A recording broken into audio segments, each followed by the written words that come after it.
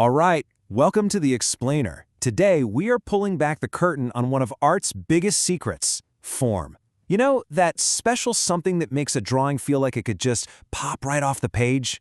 Let's dive in. Have you ever looked at a piece of art and just marveled? Like, how did they make it look so real you feel like you could reach out and touch it? Well, it all boils down to a single, fundamental challenge. How does an artist take something like this Simple flat square? I mean, it's just an outline. It's got height, it's got width, but that's it. There's no weight to it, no substance, no volume. and somehow, magically, turn it into, well, this?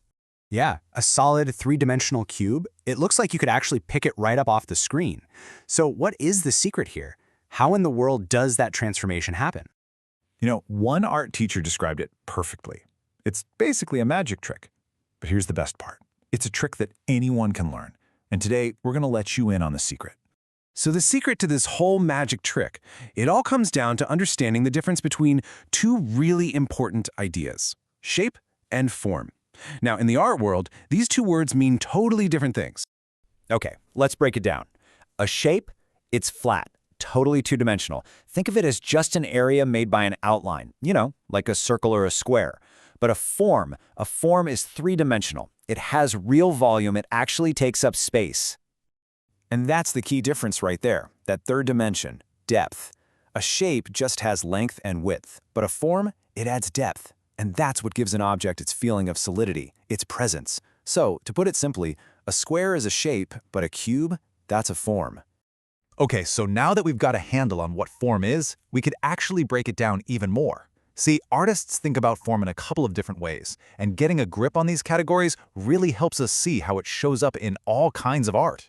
First up, we've got what's called actual form. And this one is pretty straightforward. We're talking about a real, physical 3D object. The perfect example, a sculpture. You can literally walk around it, you can touch it, you can see it from every single angle because it physically exists in our space. And this is where we get back to our magic trick, implied form. This is all about the illusion of three dimensions, but on a totally flat surface. So a painting of a person, a drawing of a building, that's all implied form.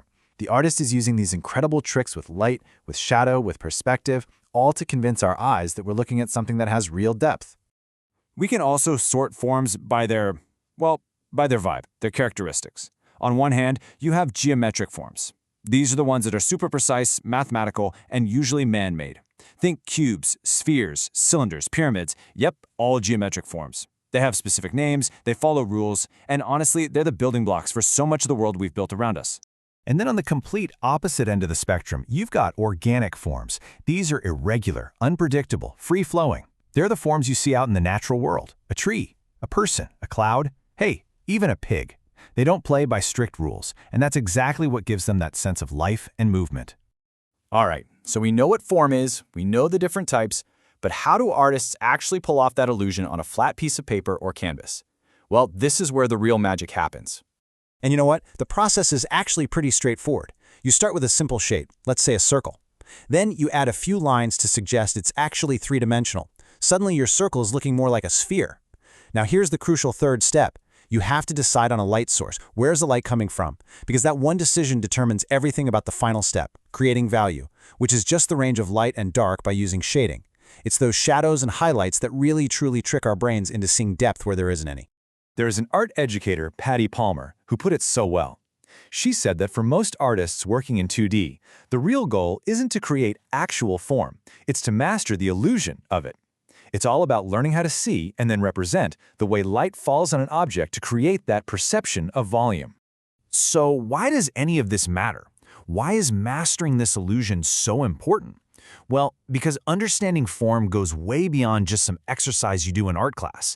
It's a fundamental part of how we see, how we understand, and even how we communicate about the entire world around us. I mean, learning about form is a building block for so many other things. Of course, it develops your core artistic skills, but it also builds something called visual literacy. That's your ability to read and interpret all the visual messages that are constantly bombarding us. It gives artists a kind of common language, and it sparks creativity, because once you understand the rules, you can have a whole lot of fun bending them. This quote right here really gets to the heart of a huge myth about art. We tend to think of it as this magical talent you're either born with or you're not. But that's just not true. It's a skill, and like any other skill, it can be taught. I mean, you'd never expect someone to just sit down and play the piano without learning the keys and the scales, right? Art is exactly the same. The elements, things like form, those are the keys and scales that unlock your ability to express yourself.